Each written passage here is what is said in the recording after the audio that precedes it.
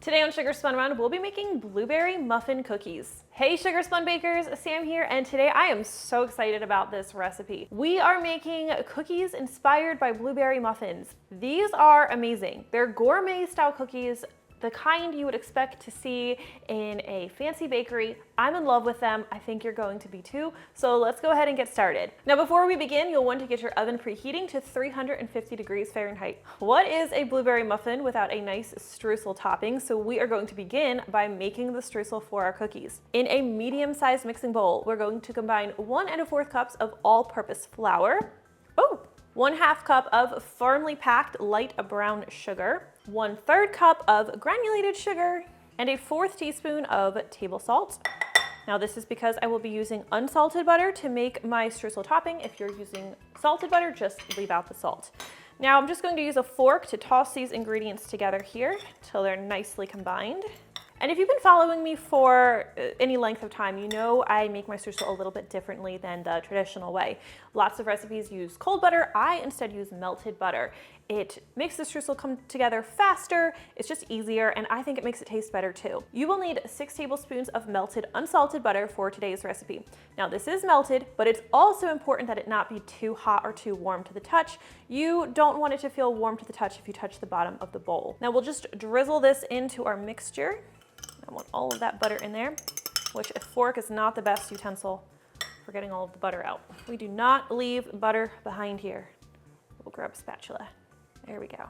All right, and a fork is my tool of choice here because I am just going to claw together this streusel. I'm not stirring it. Stirring would make like a paste, which we want something crumbly. A paste is not going to be very useful here. So just kind of claw that together, tossing everything together with your fork. Make sure you're getting the bottom of the bowl turned up, otherwise you can end up with a very floury and fine streusel. And we want to keep tossing this together until we don't see any flour bits remaining. But again, I'm not stirring, I'm just clawing everything like a streusel making tiger.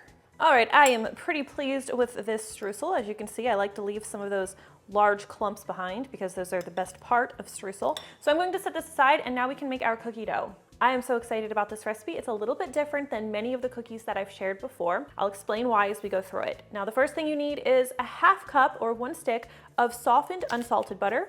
Just plop that in our mixing bowl. And the next ingredient is 2 ounces of cream cheese.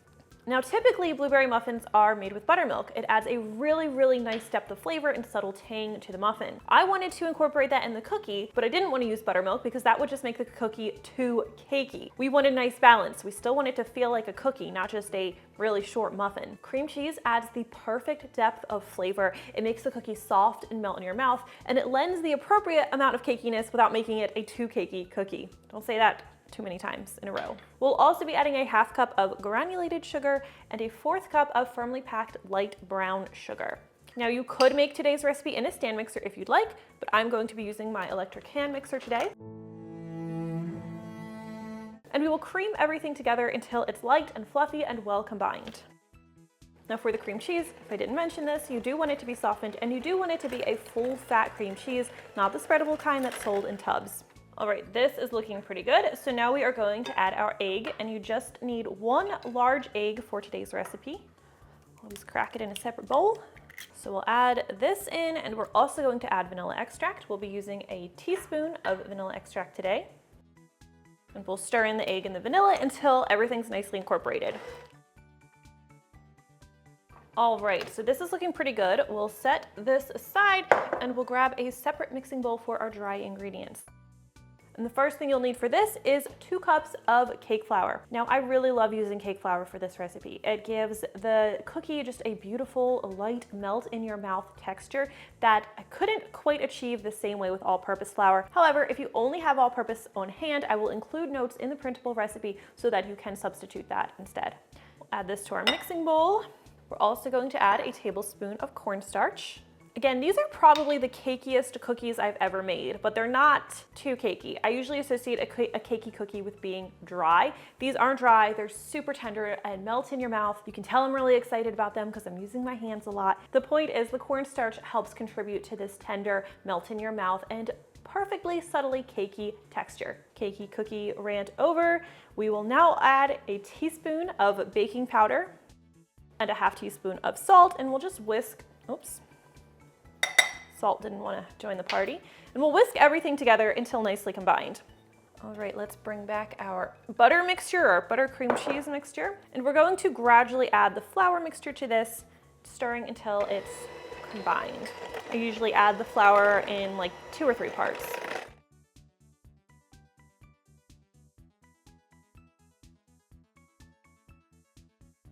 Now you're going to notice that this cookie dough is a little bit different from many cookie doughs you're used to. It's not as thick or as dense.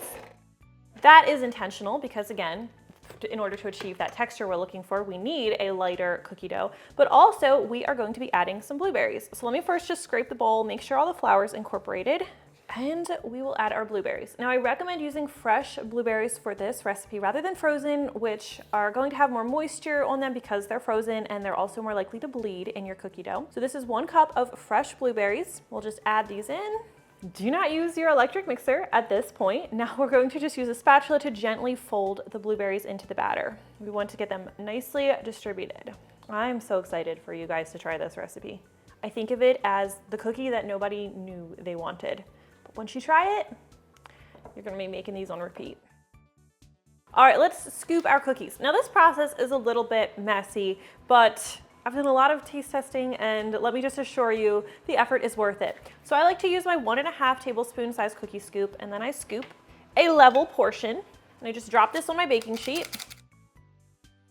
And then we take our streusel, and I take about a tablespoon of this streusel, approximately, and I'm just going to smush it over that cookie dough.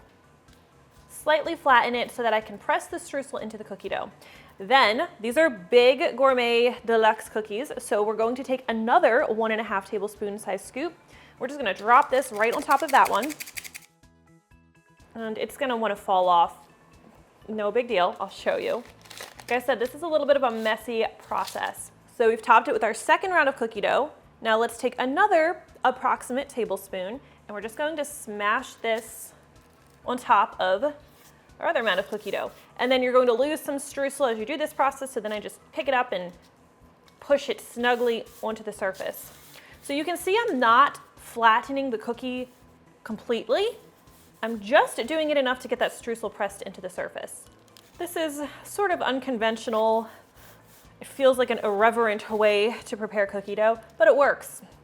Now when I'm doing this, I also aim to try to keep the cookie roundish in shape because that's going to keep it looking nicest when it comes out of the oven. Otherwise, they can end up looking a little bit amoeba-esque, but that's not a big deal because they'll still taste delicious. All right, let's repeat this with the rest of our cookie dough. I do like to give the cookies at least 2 inches of space between them because they are going to spread in the oven. Now, something to note about the streusel is you're not going to have so much of a crispy layer in the center of the cookie because it's going to be softened by the cookie dough in the oven. So it's not going to be a super distinct layer. However, it is going to add so much to the end flavor and final texture of the product. I found when I didn't put the streusel in the center, the cookie almost seemed too cakey. It's just much better this way, even though you don't have a very evident layer in the center. I hope that makes sense. What I'm saying is it's worth it. Sometimes I'll save these like bigger pieces to press them on top because they look so nice when they're finished baking. And this is a very sticky cookie dough, so it's going to tend to kind of want to stick in your cookie scoop a little bit. If that happens, just grab a small spoon and use it to help it get out of the cookie scoop. I would say each time I grab the streusel, I'm probably grabbing a little more than a tablespoon. You can clean up and reuse the extra streusel if you'd like, but you really should have plenty of streusel to go around, even if you don't do this. All right, now let's take these to the center rack of our 350 Fahrenheit preheated oven, where they're going to need to bake for about 15 minutes. Now, to test that they're done, I want to note that they don't really get golden brown, so that's not a good indicator. What you'll want to do is take a toothpick and you want to insert it into the thicker part of one of the cookies. It should come out clean or with a few moist crumbs, but it shouldn't come out with any wet batter. These are finished. They actually ended up taking about 2 minutes extra in the oven, which is why you always want to check your cookies. Now we're going to let these cool completely before we do the last step, which is making the glaze. We can go ahead and prepare that while they're cooling. You'll want to measure out 1 cup of powdered sugar, and then we are going to add milk to this. I'm using whole milk, but you can really use whatever you have on hand until we have a thin glaze. We actually don't want it too thin. I'll show you the right consistency. I start by just adding about a tablespoon, and then I'll add more as needed.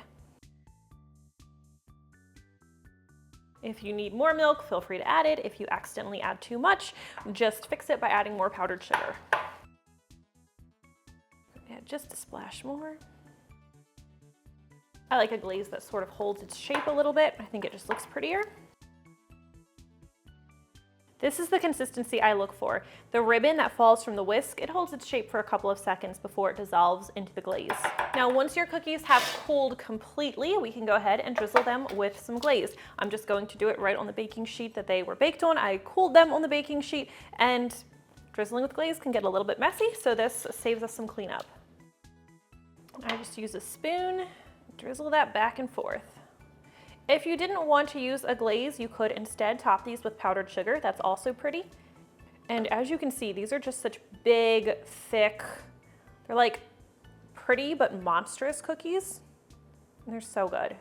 Like, these cookies make me want to open a bakery, which is something I will probably never do. And I'm okay with that. But something about these cookies, man, they just belong in a bakery case. Whoops.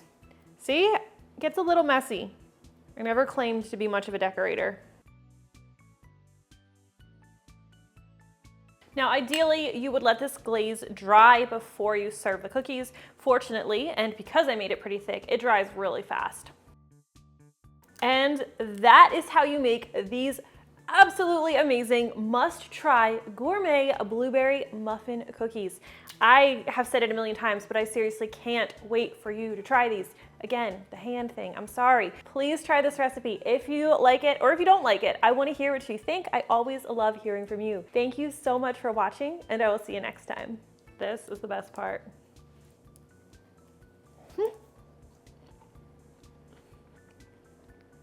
Oh my gosh. Amazing. Ah! Pause, please. Doing the hand thing again because I'm so excited. Plug in your mixer first. I can't help it. I'm just so excited about the cookies.